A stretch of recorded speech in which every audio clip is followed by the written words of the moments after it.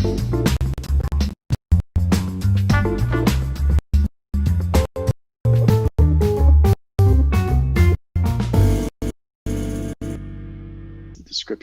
Hey, Yeah, we're live.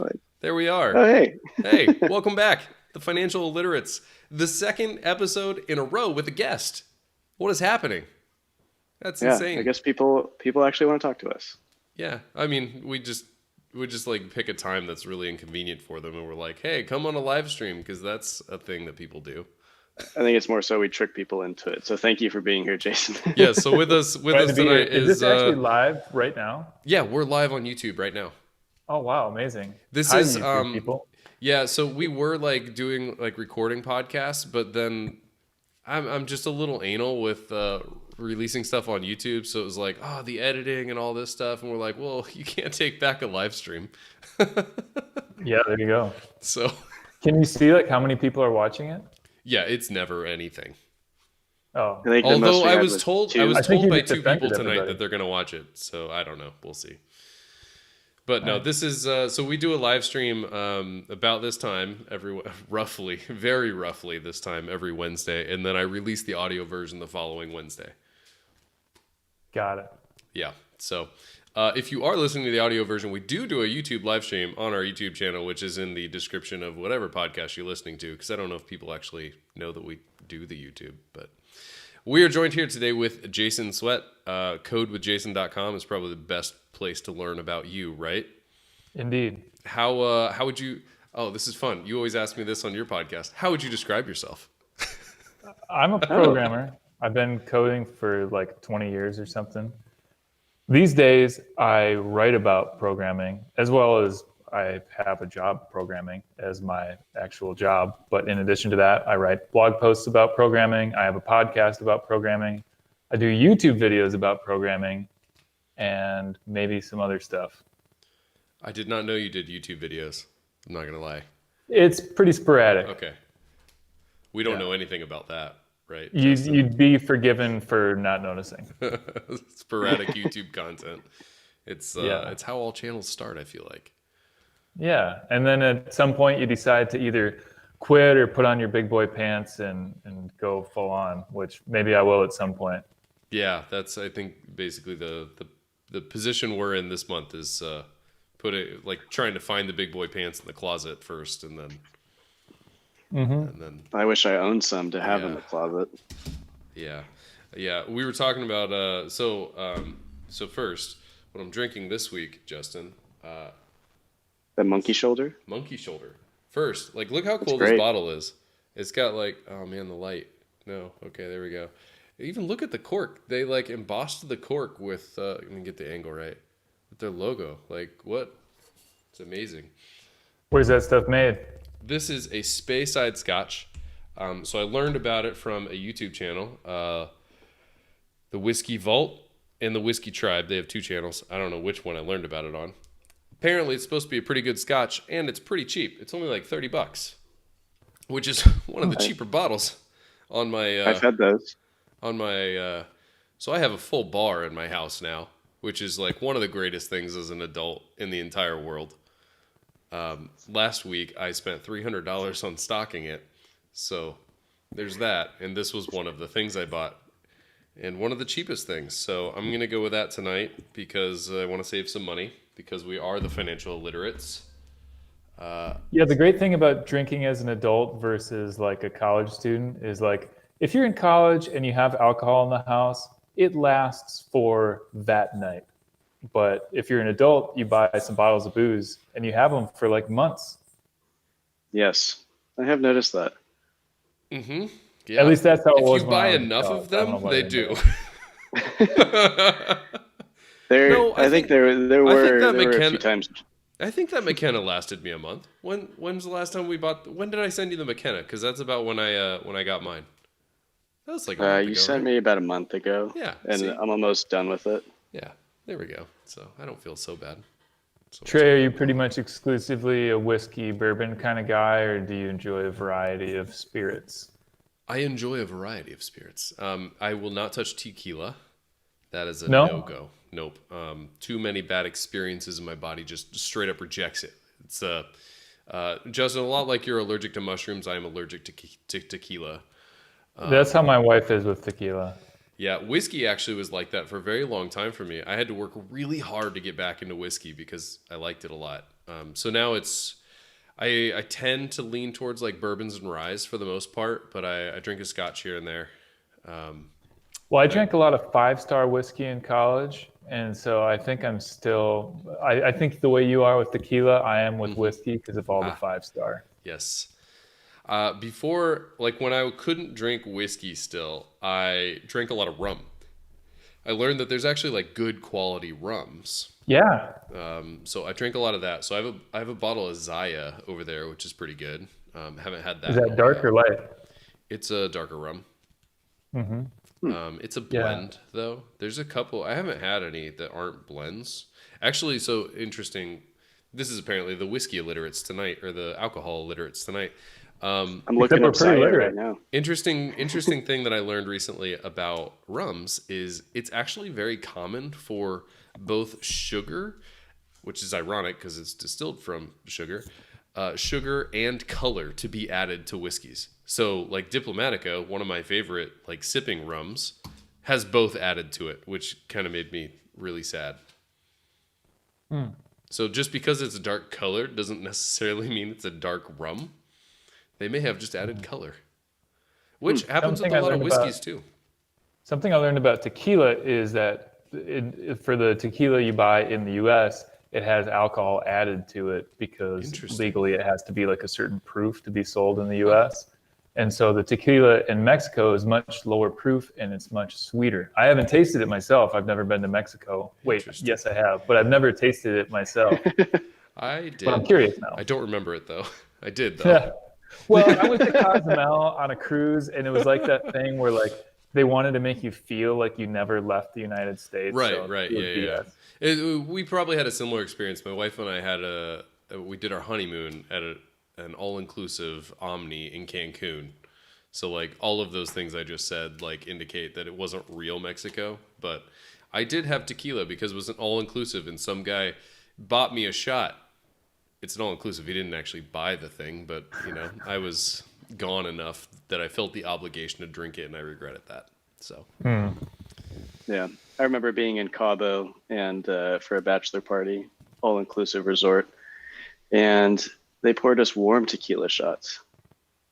That was Warm? That was my experience with. As in room tequila in temperature, Mexico. or like actually heated up. It was actually warm. Interesting. I Like think intentionally. it was probably a mistake. Got it. I don't think they were supposed to be warm. It was at like a swim up bar. And I don't know if something was going on underneath that bar by the water, but it was some warm tequila shots. Well, that sounds unpalatable. Yeah, it was almost the first. I just almost spit it up right in the pool. Funny story. The tequila shot I just referenced, I did spit up in the pool.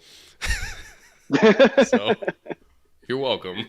I wasn't going to go there, but you took it there. So this might be one of the best scotches I've had. Oh, wow. What was it? Monkey shoulder? Monkey shoulder. Monkey shoulder. So I love Balvenie Caribbean cask. On the topic of rums, it's a great Speyside scotch that's finished in casks that held Caribbean rum. So it's got like a nice little like rum aftertaste to it. But this is better. Hands down.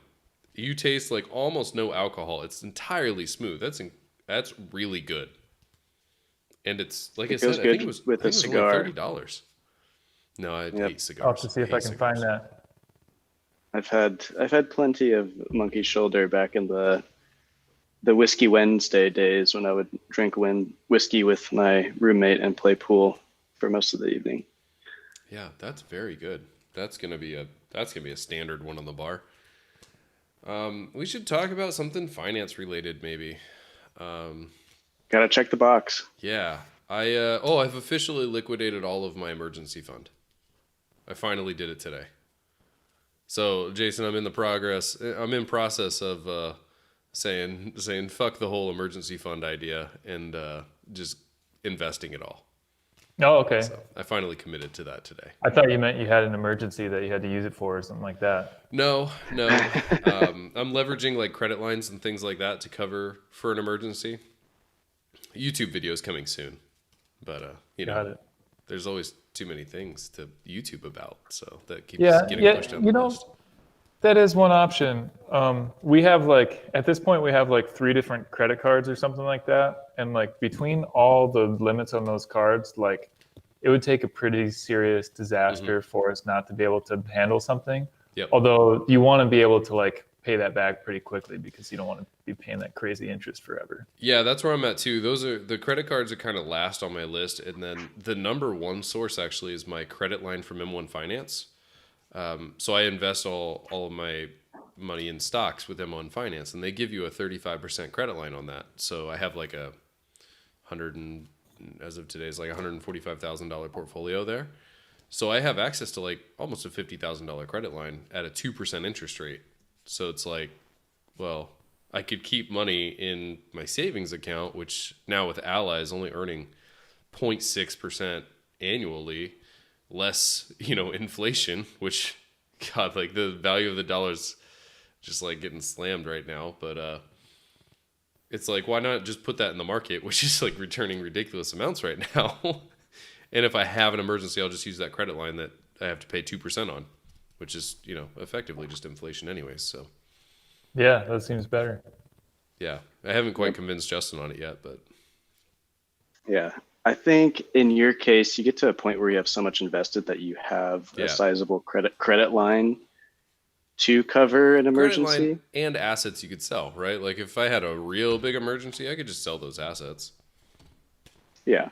I would rather, in that case, I would rather leverage credit lines or have like right now I'm using an IRA for essentially my emergency fund so that it Yep. grows a little bit. Yeah. Jason, do you do any investing? No, but I recently made a terrible financial decision. Oh yeah, I want to hear about it. I bought an extraordinarily expensive truck. Define Oh. extraordinarily expensive, because we do And what do talk you about mean some bad extraordinarily expensive investment? cars here. Out the door it was like $55,000. It's a Okay. 2020 Toyota Tundra. Oh, nice. Oh, nice choice, I like though. those. I like those. Good Yeah. choice. Yeah, you Yeah. came to the right podcast here. We may be finance people, but All right. Now we're talking. couple weeks trucks back, and I'm cars. talking about like a $150,000 car that I want to buy. So Yeah. Why do I mean, you say it was a bad investment? Well, because we only really need it as a tool. And so like, cause we have a hobby farm. And so we need to like go to the feed mill and fill it up with bags of feed. And you can do that in any truck, you don't need a brand new one. But me and my wife, we went to the dealership and we drove the Tundra. It was the only truck we test drove, period. But we got in it and we drove it around and we looked at each other and we're like, this is good. We want this. nice. And so we bought it. Toyota makes Are some you good guys- stuff. They do. Are you guys like? Is this going to be like a lifetime purchase? Pretty much. Yeah. So- I mean, I'm expecting us to have this for the next 10, 20, 30 years. And I'm expecting not to have to do a lot of maintenance on it. So I'm I've curious. experienced the other end of the spectrum. Like I had a BMW for a while, like an older BMW, and the maintenance was just a nightmare. How do you feel Ask about me that, about- Justin? ask me about the car I have on jack stands in the garage because of a power steering leak right now. Oh no. It's okay. I have a Jeep in the garage with a cylinder 4 misfire. So But my Toyota is running flawlessly. What kind of Toyota is it? It's a FJ Cruiser. to be fair, he's Oh, had it nice. for like 7 days. So It's been a month as of today. Thank you it's very been a much. whole month. Wow. Yes. You did release that Yes. content late. Yeah. I'm curious. So you said a hobby farm. Do you sell anything from your farm? We do. We mainly sell eggs and chickens. So we have laying hens, and then we do meat birds in the summer. This summer we did like 3 or 4 batches of meat birds, and we sell a lot of those birds. We just sell them whole. Do you report that income? No, sir. Might be an idea this year because you could write off a big portion of that truck. Yeah, maybe. Maybe. Because it's a heavy vehicle, there's actually some very favorable tax laws for writing off business vehicles. Might be Yeah, worth that's looking into interesting. with an accountant. I am not a financial advisor, and I have not gone to school for financial planning, but I hear there's some good tax advantages for that. Yeah. Yeah, because there's that thing where you can. So the farm like never has made a profit and probably never will. It Oh, like even better. costs more money than it makes. Yeah. Put And that stuff obviously, on you your can only like taxes. you can only do that for so long before the government is like, hey, you can't do that. But we've like never had it as like a legitimate business that we like report the income Uh-huh. and all that stuff. But if we do it just this 1 year, that might be worth it for the write off for the truck. Yeah, and from what I can tell, they don't really care too much how long you do losses, as long as you can show that you're trying. You know, like what are they going to Okay. do? Say like you're too bad at business, so you can't be a business anymore. That's not their place. Yeah.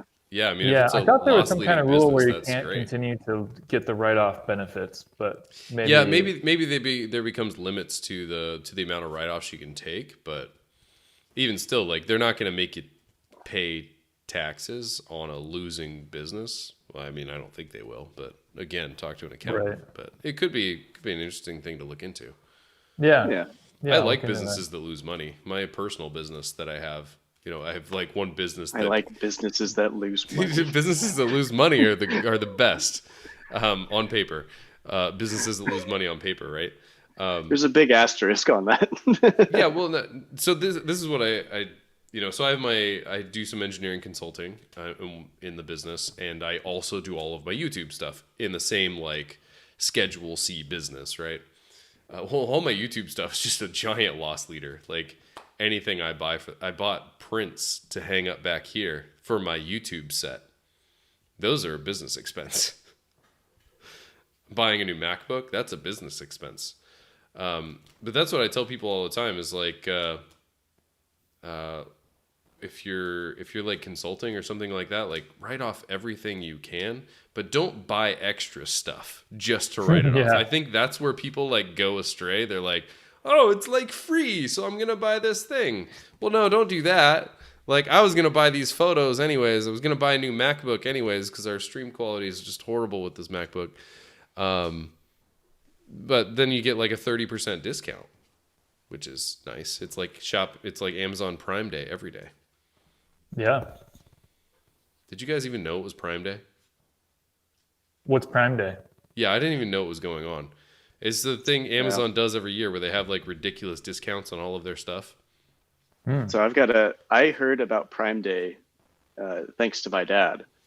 And the reason I heard about it was because there were actually some items that they raised the prices on. No way.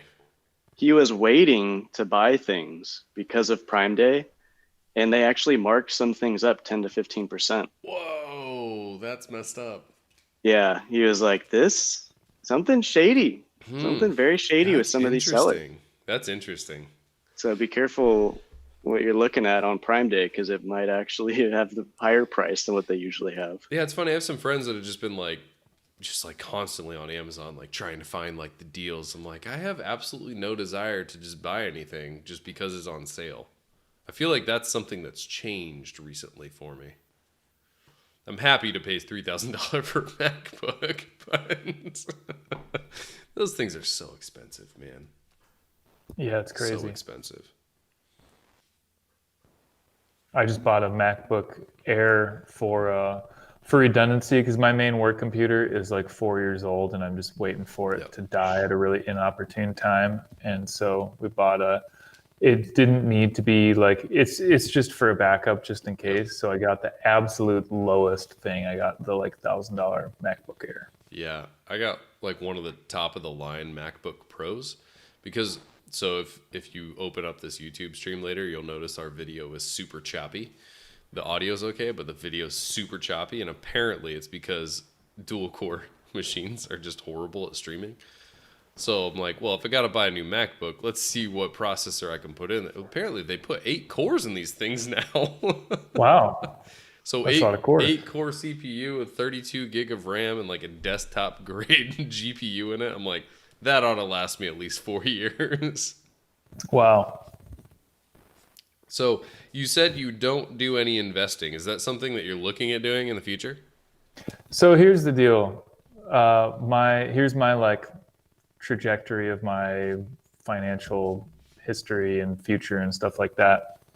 I've taken a lot of like bets in my career where it's like rather than having a full-time job and then like putting away a portion of my income for savings and saving up for retirement and all that kind of stuff, I like have tried to start businesses and failed every single time. But I tried to start a series of businesses in cereal. And so like certain years where I could have been like earning a lot as a job, like here's the quick example, not to share too many numbers, but like the first year I went freelance, I made $30,000.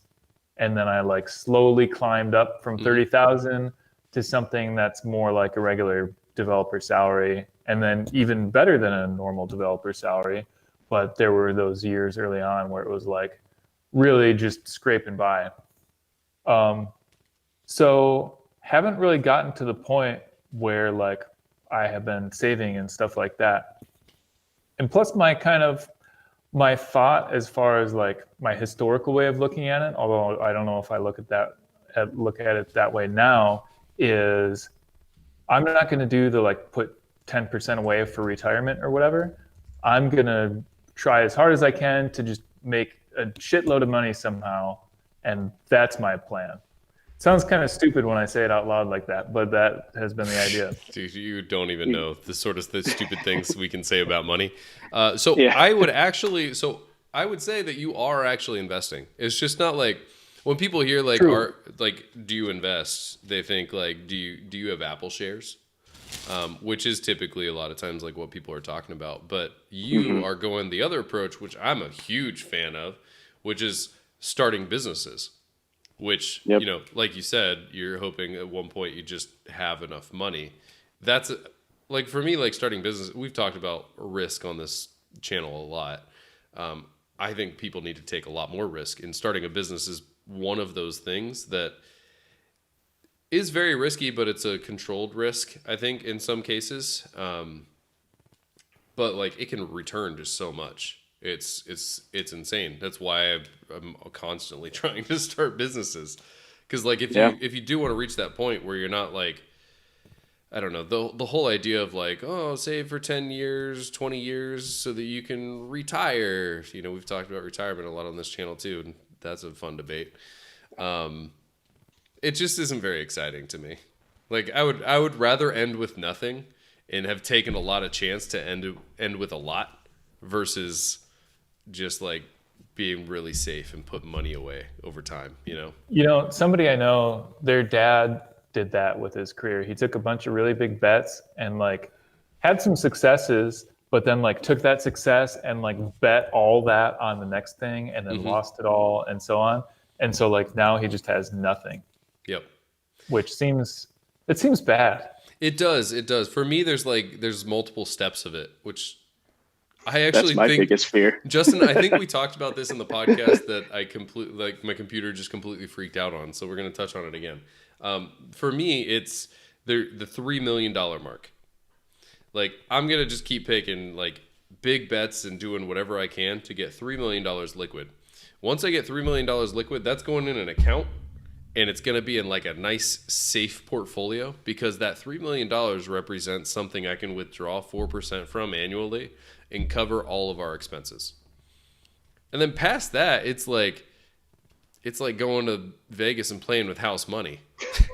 Like that's how I view it, right? Like I have a ridiculous goal. Like the way that I kind of look at like at money is more of like it's just a score in a game. Like there's a practicality point of it, and that's what the 3 million is, right? Like there's a point where it's really important because you can't fucking live without it. And then $3 million makes it so we don't have to worry about that anymore. So if we don't touch that, everything past that, it's just a game, and the money and the dollars is a score. And for me, like, let's see how close we can get to that $1 billion score. Which like you got to take some really big bets to get there. So don't worry, you won't say anything too crazy for this podcast because I'll throw out the billion word and get crazy. Yeah. Well, that is a really good point that it is investing. It's just not the typical normal type of investing that most people think about. And there is another type of investing that I might be doing soon, which is I work for a growing business, and we're having a meeting in exactly 1 month with my boss and the employees, and we're going to talk about equity and all that stuff. I have pretty much no idea what the details of any of that stuff are. Yeah. But that'll be interesting to find out, because that could be, it's not a startup, it's like an actual real business. Yep. No offense to startups. So what you mean it makes seems like it's like makes money? It makes money? I don't understand. This is a weird business. Well, how do they think they're going to succeed? right? I'm curious, Jason, like, what is it, like, why are you choosing to invest this way versus, I guess, what's somewhat normal in our society to, oh, you should have a 401k or retirement account? Well, my original motivation was that I discovered, once I started having regular jobs, I discovered that I hated jobs. And so I wanted to figure out how to not have a job. Yeah, I mean, you're an entrepreneur, right? Like, that feeling is shared by all entrepreneurs in the world. Like, my least favorite thing in the world is to have any sort of boss at all. It's the worst feeling. I actually, believe it or not, I feel a little bit different about that now, because like, I think that maybe I just got unlucky for a really long time. Maybe even unlucky is not the word, but like, I discovered that I'm like a highly unusual person and I don't get along with most people. And so at any job, just by the roll of the dice, I'm unlikely to get along with the people who I work for and other people I work with and stuff like that. But then there've been a few jobs recently where like I actually did like the people I work with, and I'm like, oh wait, this can actually be good. And so the job that I have right now, I get along with my boss great, and it's like much better than most of the jobs I've had in the past. When I worked with you, Trae, I don't know how much I want to say publicly, but like you have like, oh man, you have like a direct way of talking where you like don't sweeten the pill, and like I think some people don't like that, but I love it. I know for a fact a lot of people don't like that. And I noticed that like with some of the other people we worked with at Green Bits, like I would do something stupid and they'd be like, Jason, what you just did, that was stupid. And I'd be like, oh, that's refreshingly direct. But a lot of people don't like that. No, I think that, like, the whole experience of like growing through Green Bits taught me a lot about people and forced me to learn a lot about people. And I think I've tamed a lot of my brand that I had at Green Bits is a lot different now. I think a lot more about people. Actually, one of the books that Ben actually, for those listening, co-founder of Green Bits, pointed me towards that was really impactful was Radical Candor, which has like a horrible rap. After you read it, like you'll think, wow, I thought Radical Candor was just being a dick to everyone, which it's really not. But that's sort of the rap that it gets in Silicon Valley, I think. And that taught me a lot about empathy and how important that is, and how empathy is not actually a negative thing. Like a lot of times when people talk about so you're empathy, going soft on me. That's what you're saying. He has not gone soft, trust me. No, I've definitely not gone soft. I think become more intelligent in how I approach things. Right, like empathy, I think is a word that I think is oftentimes confused with sympathy.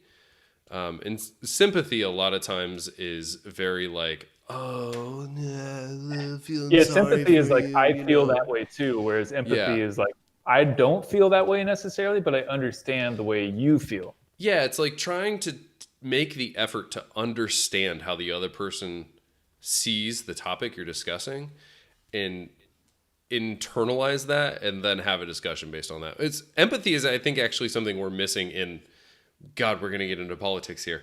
Our whole political environment, right? Like, Oh, yeah. there's the right and the left, and they only see the right and the left. You know, like, I want to sit there and like, I'm going to vote probably one way, but like, I want to fully understand why the other side is voting the other direction. Yeah. Because if I can understand that, then maybe there's something that makes sense there. And that's what like empathy is, and what radical candor kind of taught me. And that has changed my communication style a lot in the last couple of years, I think. Interesting. Yeah. The political thing is interesting because like there's just false dichotomies everywhere. There's the idea that like everybody on our side is great, everybody on the other side is the worst, and it's like, come on, like half the country is probably not horrible people, Right. so maybe like Right. learn why they think the way they do and figure it out. Yeah, it's crazy. Like, you'll hear people, like, you'll hear like Democrats say like, oh, anyone that votes for Trump is a horrible person. And then you're like, that like your best friend is voting for Trump, right? Like, but do you think they're a horrible person? No, you don't. It's like everyone's got these like hard and fast like things. I wrote a blog post on this back when I was like actually writing. It just like blows my mind a little bit how polarized everything is now. That's Yeah. a good word. Polarized. I mean, you see this sort of stuff in the finance space too, right? Like, the right way to retire early is to buy index funds and have an emergency fund, and like there's 1,000 different ways you can do it, but the like people in the FIRE community, they'll be like, you're wrong. You are 100% wrong by starting all your businesses and not having any sort of ETFs in your portfolio. I don't think that's wrong. I think it's just a different approach. Yeah. I don't know about that particular thing because I don't know anything about Yeah, I just tried to money. circle that back out of politics into finance. Do you know Yeah. what? Wait, Jason, do you know what the FIRE movement is? Yeah, financially independent, retired early. Yep. Yeah. Okay. Yeah, so I was into that whole thing. I read I read the Dave Ramsey book, and I read this other pretty interesting book called Early Retirement Extreme by Jacob Lund Fisker. Have you guys heard of that one by chance? I have not. The guy is crazy. So at the time he wrote the book, he like lived in San Francisco, which if you want to be frugal, why would you not live in San Francisco? San Francisco makes the most sense. But he lived like It's a very nice city. He lived in a trailer on he didn't have to pay for the land where he was staying or whatever. So he just lived in a trailer, and he lived off like $8,000 a year or something like that. So he was like an astrophysicist or something like that. And he only made like $30,000 a year as his max salary ever. And he discovered he went to school to be an astrophysicist. And then he discovered that when he went into his actual work, that it was just a bunch of TPS reports, and it wasn't actually interesting astrophysics work. It was just BS. And so he said, well, I hate this.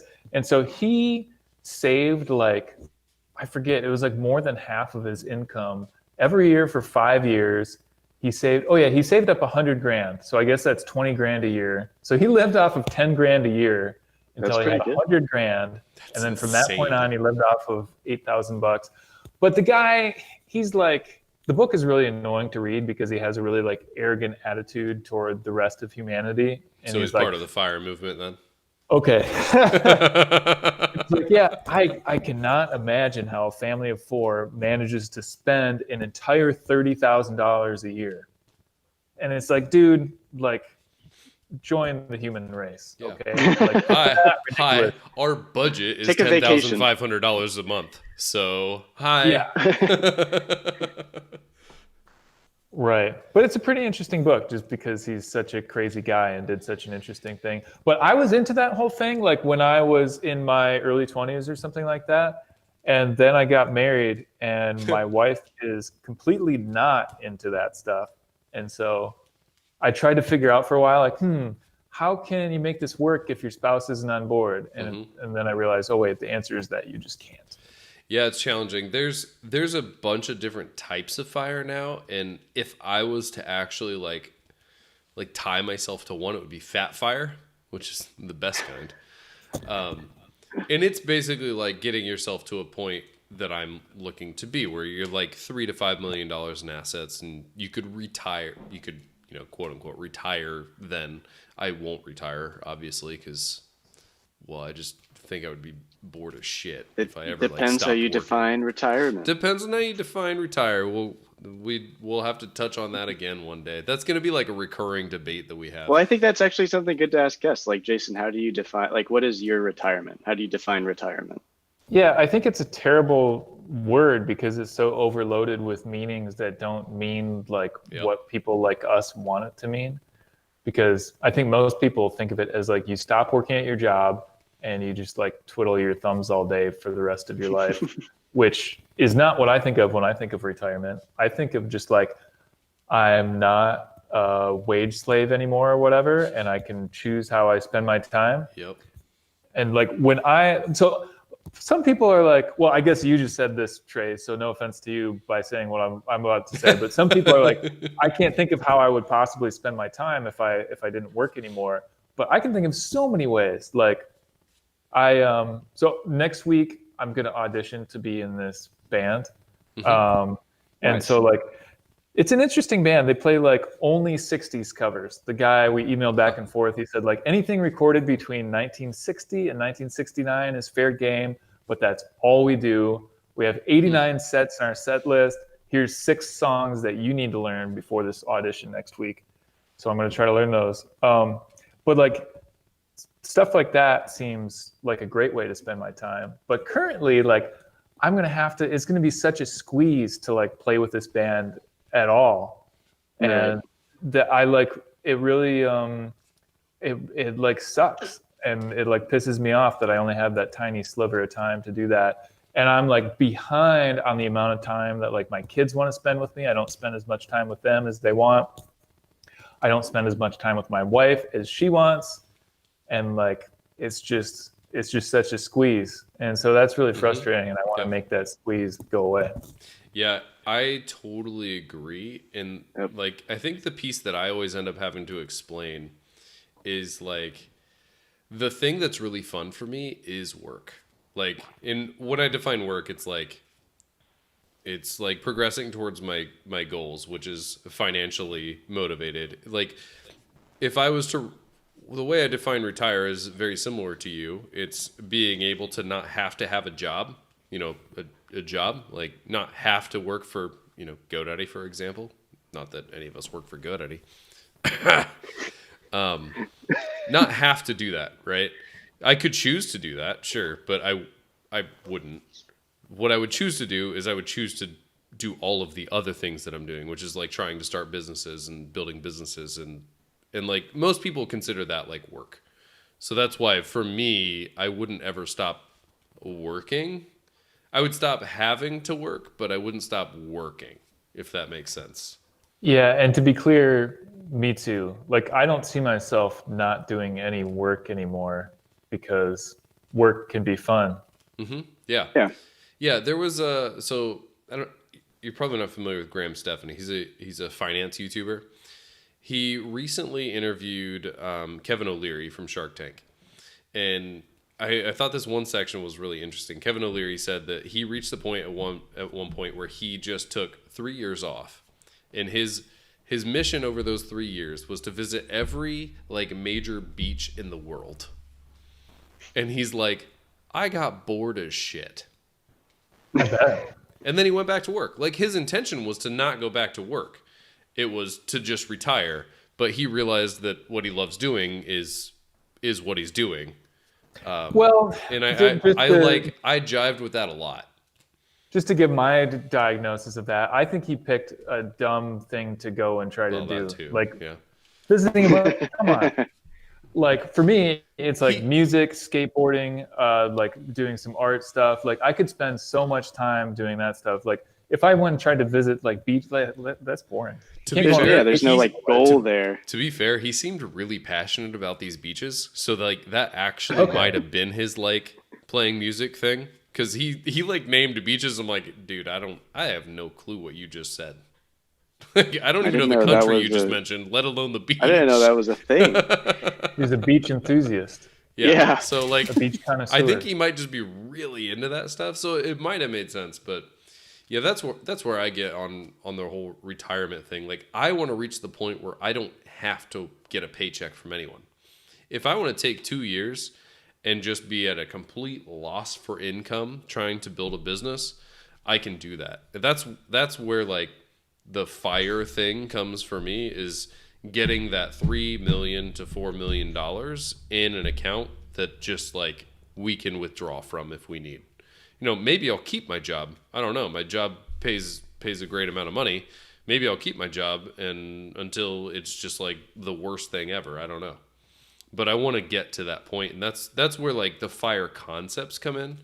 This is where I think, going back to the sort of polarization stuff in society, is like everyone's like, you're FIRE, or you're fat FIRE, or you're lean FIRE. Like, I don't know. For Justin, like, we saw a lot of this stuff when we were getting into real estate investing, right? Like, you're multifamily or you're single family homes. Like, for me, I like to digest like a bunch of different opinions and take like pieces here and there of the things that make the most sense to me. That's why I'm like in the financial independence Reddits and FIRE and fat FIRE and all of these things, because like there's pieces here and there that make sense for me. And like we saw the same thing on the real estate side, right? Like there's pieces of multifamily that make sense. There's pieces of vacation rentals. There's pieces of all of these things. And I think like you have to like get a broad understanding of everything to be able to pull the pieces together that make it like uniquely yours. Yeah, we're not subscribing to one off soapbox. And that was good. That was some great podcast content. I wish we had someone that could extract that from the 43-minute mark. No, but it's like we're not subscribing to one philosophy or ideology about how to invest. Like we're kind of like we're looking at our personal goals and like kind of taking things that we think will help us achieve those goals. Yeah, like I mean, if you get into the Meet Kevin community, like he's adamant about not having a business partner. But I'm like, well, interesting. I wouldn't do this without having a business partner. And there's I mean, you've seen our corporate structure for this real estate investing, right? It's complex. It doesn't have to be that complex if you're by yourself, and that's his big reason for doing it. And technically, which he doesn't ever seem to acknowledge this, it would be interesting to do a video on this. He does have a business partner. It just happens to be his wife. So, like, if we got married, that would be a different story. It would be a lot simpler. Yeah, it's a little different because, like, your spouse isn't going anywhere, and like you have to make all your decisions together anyway. And you can file jointly, and you're one entity in an investment, right? Yeah.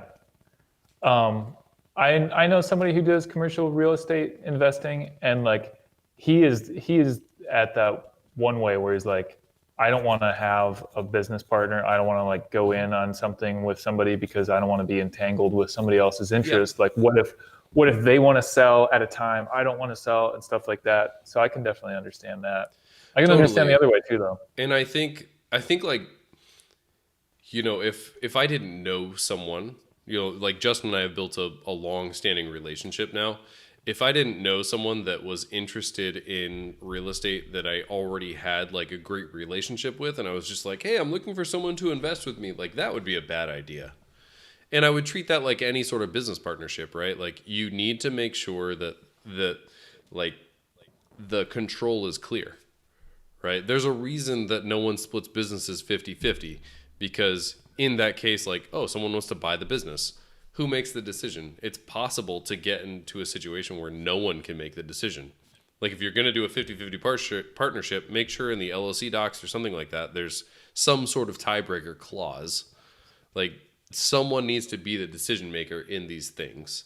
So I understand not wanting a business partner. And I think like for some of the smaller things, like going into real estate investing, you know, a lot of the people's goals is, you know, on the top end, like 10 single family homes or something like that. You know, our first milestone is 10 single family homes, right? Like we are trying to get 10 single family homes by the end of next year. That'll be tough. And then growing past that, and then getting into vacation rentals, and then maybe multifamilies, and we're already getting into property management. So it's like we're trying to build an actual big business, which a lot of people in real estate investing aren't trying to build a big business. They're just trying to basically get themselves financial independence. Well, it's that they're trying to diversify their portfolios. Yes. They're like, I'm going to invest a little bit in real estate, a little bit in the stock market, a little bit in maybe their own businesses. But yeah, and for me, like my stock market portfolio is just a way to fund real estate and other businesses. Like I'm way more on your side, Jason, where I just like want to start a lot of businesses. I mean, I'm literally currently in the process of real estate and 2 other businesses. So, and potentially a third one coming down the pipe. Yeah, I only ever wanted to start one business at a time. The only reason I started a bunch of businesses was because none of them worked, and so I started over. That's kind of the way I look at it. Is like I'm throwing a whole bunch of stuff on the wall, and something might stick. I like learned from each experience and did something a little bit better each time. Yep. Like what I'm doing now with the blogging and podcasting and all that stuff, it has worked out a lot better than anything I've done before, in certain ways at least. So before what I'm doing now, I had this website, angularonrails.com, and what exactly it was is not really important, but I sold an ebook and I made like $10,000 over the course of the year. And that was pretty good. I didn't realize like how lucky that was, because I no exaggeration, I had like 8 blog posts on that whole site, and that was like the whole marketing for it. 8 blog posts. That's impressive. Yeah, you're good at marketing. It was really good timing. And I had an email list of like 2,300 people, but I made like $10,000 over a year. And then I decided I didn't want to do that anymore because I didn't like the subject matter. And so I started over with just Ruby on Rails, and that's what I've been doing, which for non-technical people is just a different technology that I'm writing about. I've been doing that since early 2018, and that has had the benefit of like being steady and like it like I feel like it's going somewhere. And the whole time I felt like it's been building and getting better and stuff like that. Whereas with everything I've tried before, I was kind of like flailing from going here to trying this and just like trying frantically to get something, anything at all to work. Whereas like with this, it's like, okay, I have the podcast and listenership is going up every month. I have my email list, it's getting bigger every month, making more sales from year to year and stuff like that. So that has worked out the best. Yeah, and I mean, I think that's kind of how starting businesses is. Like, I don't think that's something that's talked about enough. Is people talk about starting businesses, but what I don't think people realize is that you got to start like 17 of them before one even kind of sticks. You know, I mean, you see that even with startups, right? Like, I spent 6 years building Greenbits, but what I don't think people like really acknowledge is that like that could still go to zero. You know, like all the time and money that went in there, like it could easily go to zero tomorrow. It's also really hard to start a business on purpose. Yeah. When I look at people who have had business success, usually they like started it inadvertently, or they like stumbled upon an idea somehow, and they're like, oh, wait, all of a sudden I have this thing that's something. Okay, let me make this thing bigger. They don't start out with nothing and say, okay, I want to have a business, but I don't have any ideas. Let me brainstorm something up and start something. Hardly anybody at all goes from that point to having something successful. Yeah, no, I mean, so like if you look at like Ben's startups, I think we got really lucky with Greenbits. Like that was an intentional startup, right? He saw a market that had potential, and then we identified a piece of the market. I don't like a lot of people don't know Greenbits. They're a point of sale for cannabis. We were going to go into the grow side.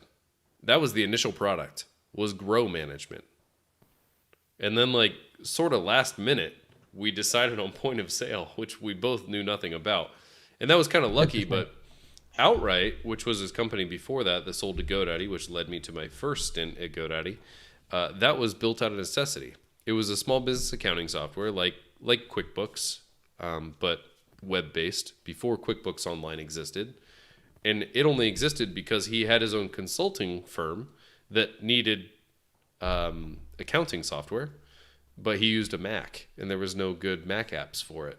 So he built one web-based, and that turned into Outright. And that was business that ended up selling to GoDaddy, and that's where I got my engineering career start. And I think like you see a lot of that as most successful businesses were started out of necessity, not because they had this like brilliant idea. Yeah. Yeah. And people who do start businesses just because they have an idea, usually it's something that there's not a real need for, or something. There's just no connection. And so it doesn't work out. Yeah. Sadly. And that was my story for a long time. So I'm curious, and feel free to just like pass on any of these questions, right? Mm-hmm. You seem to have a lot of different income streams that you're starting to build, and I'm curious like how you've kind of gone about cultivating that and cultivating interest in selling some of those products. Oh, interesting.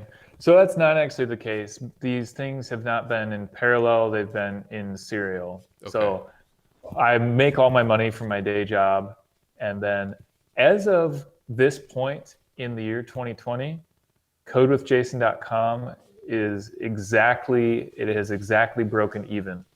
My expenses are about $300 a month, and my average revenue per month is about $300. So what do your expenses usually comprise of?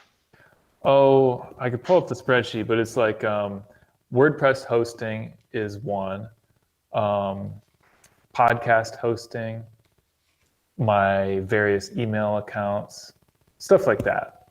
I see. Just like operations at this point. Yeah. So you're releasing a course soon, or just did, right? The RSpec course. Mm-hmm. How's that been going? It was really funny. I sent out the email saying it's ready, and I was expecting good things. I did this napkin math that I figured I would make about $1,200 from the launch based mm-hmm. on conversion rates from previous launches and the size of my list and all that stuff. I sent out the email. One person bought immediately, and he didn't even use the discount code. And I'm like, oh, that's nice. But then nobody else bought, which was different from my expectation. Because before, mm-hmm. usually it's like you get a quarter of your sales like immediately, and a quarter of your sales like right before the very end, and then half your sales in between. And so I was expecting a certain amount of sales in that first morning, but there was like nothing. And I was really disappointed, and I went back over everything, and I'm like, what did I do wrong here? Why is this not landing? The next morning, I went to send out my second launch email, and I discovered that in the first email, I said to my list, you can get 30% off with the discount code, but I failed to include the actual discount code. Oh, shit. Yeah, and a couple people had asked me that day, they're like, hey, the 30% off, is that already on the site, or do you get 30% off of what's listed on the site? And two mm-hmm. people asked me that separately, and I'm like, this is weird. Nobody ever has asked me that before. And the next day it was clear, oh, they're asking me this because I didn't give them the discount code. So I sent them that, and then things started going better. At the end of it, I made like it was like roughly $650 or something like that. So about half of what I expected, which is bad if you look at it in the sense that it's half of what I expected. But when you look at it in terms of like, I thought it was a total flop. Yeah. And then it turns out it was not nearly a total flop. Like $650, that's pretty good for where I am right now. Yeah. That's interesting. I'm curious, how do you come up with like, what's the right content for a podcast versus a blog versus a course? Right, because like I have that challenge a lot. So is a lot of my YouTube content and this content is financially focused, and there's a lot of stuff I could put out as YouTube. There's stuff I played around with the idea of like putting out as like a course, but it's harder to decide like where makes the most sense. Because on one side I can put it out and grow the audience, and on one side I can put it out and maybe grow the revenue. So the way I look at it is everything exists for the purpose of getting people on my email list, because that's where all the sales are going to come from. Okay. So for my podcast, I don't have any sponsors or anything like that, because I'm kind of my own sponsor. At the beginning of every episode, I do a pitch for codewithjason.com. Not a very good pitch, but I do a pitch that says, hey, go get on my email list. It's better than ours. And then for my blogs, again, I don't say follow me on Twitter or anything like that. I say sign up for my email list. And then on Twitter, I promote my blog and I promote my podcasts. So everything goes back to the email list. Now, to answer your question about how do I decide what content goes where and stuff like that, the podcast is easy because I don't decide. I just talk about whatever on the podcast. But that's driven by like, who can I get on the show? Like I try to get the biggest guests possible. And it's crazy. Like I've had Kent Beck on the show, like the Michael Jordan of programming. And I just asked, I had him on twice. Like, no, I know. It's amazing. I'm like, yeah, I was on the same understand podcast as Kent Beck. That's got to be that's a big name then. The Michael Jordan of programming. No, it's a very big name. Yeah. And then like in the smaller Rails world, I've had like, well, I haven't had the top two people in the Rails world, DHH and Mats. I invited DHH. I invited DHH in early 2020, and his response was that he was busy, but he'd be happy to consider it in 2021. So I'll reach back out in 2021. It's better than an outright no. And then Mats, I just never heard back from. But I've had like Michael Hartle of the Rails tutorial, Sandy Metz. Anyway, most people listening probably don't know these names, but big names. And it's okay. There's no one listening for another 30 years. So. Anyway, I figure if I can just have good guests on the podcast, it almost doesn't matter I just try to ask good questions. Yeah. For the blog, I do something that I learned in this class called 30 by 500 with Amy Hoy and Alex Hillman. I do what they call sales safari, where it's basically where you go to some forum and you read what are people complaining about. Like, I'm frustrated with this. I can't figure out how to do this.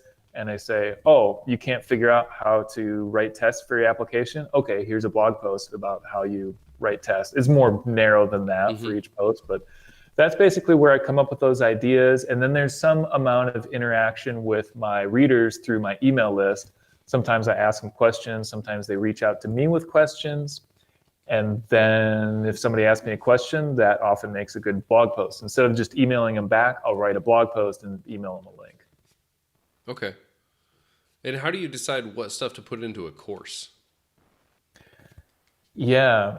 So there's different forms of media are suited to different things. Like you can only teach so much in a blog post versus, of course, like a book, obviously. And so if there's a topic that can't really be given the treatment it deserves in a blog post, then that's a good candidate for a course. Okay. Yeah, that makes sense. Are you going to write a book? Well, I've already written the one book, Rails Testing for Beginners. It's just an ebook, self-published ebook. I didn't know you already wrote a book. Oh yeah, but I mean, it's like debatable how much it counts because it's just a PDF. You know, what I really want to do is write a published book, like with a real publisher. But I can't figure out what I want to write about. They won't publish a Ruby book. So really? Why not? Yeah, because Ruby books don't sell that well anymore, according to the publisher I talked to. It's just because everyone thinks the jam is React, and they're all wrong. Yeah.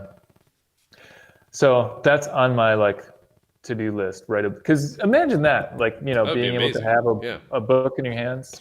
So. Yeah, not even from the revenue side, like just the personal branding and marketing side of I wrote a book. It means because you'll make much. Shit for money off of the book, but the credibility it gives you, and even just for my job, if I write a book, it'll be so much easier for me to hire developers, you know? Yeah. Because you can work with me. I'm the guy who wrote the book on I don't know what. Yeah, you should take a cue out of Brandon Turner's book. He writes, he's biggerpockets.com, big forum podcast for real estate investing. But all of his books are the book on real estate investing or the book on no money down. That's the title of it. So he can say, I wrote the book on real estate investing. That's great. I always thought that was just the best, like the best way to structure your title so that you can say something amazing about yourself. Oh yeah. I wrote the book on financial independence. I mean, talk about like an intro for a speaking engagement. Right. And now we have the guy who wrote the book on real estate investing. Yeah. Oh yeah. Yeah, that's amazing. Yeah. That's interesting. Yeah, I was curious about how those things come together. Yeah. Yeah. And all the stuff I do at codewithjason.com, like it's an interesting like personal project, but it also like I really believe that it helps me in my job because even now, like if and when we want to hire more developers, which is a win, not an if, I don't have to like go start from square one or whatever. Mm-hmm. Yep. I can like announce on my podcast, hey, we're hiring a developer. Here's where you apply. Send an email to my email list. Hey, we're hiring a developer. I did a similar thing like some time ago when I was looking for a job before I got the job I have now. I mentioned something on my podcast. I emailed my email list, and suddenly I had a number of job leads. And these were like warm leads because the people already knew me. Right. And so that was so much better than having to start from scratch. Yeah, it's amazing. Yeah, we should maybe pick up that email list again, Justin. It's magical. Yeah. I feel like email lists are like, is that, since I work on marketing, is that like that's your to do for me? That's your job. That's your job.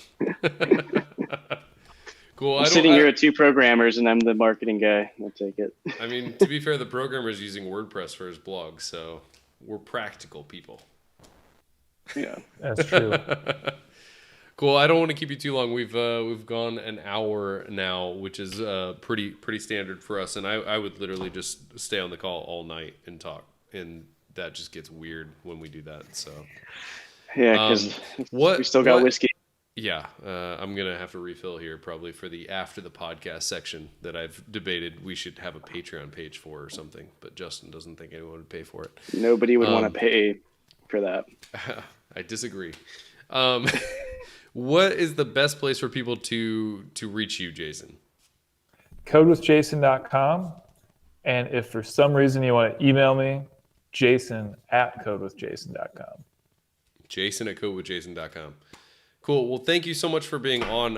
It was really fun. I enjoyed it a lot. And maybe we'll have to start having guests on the podcast more often. Yeah, thanks for having me. Thank you, Jason.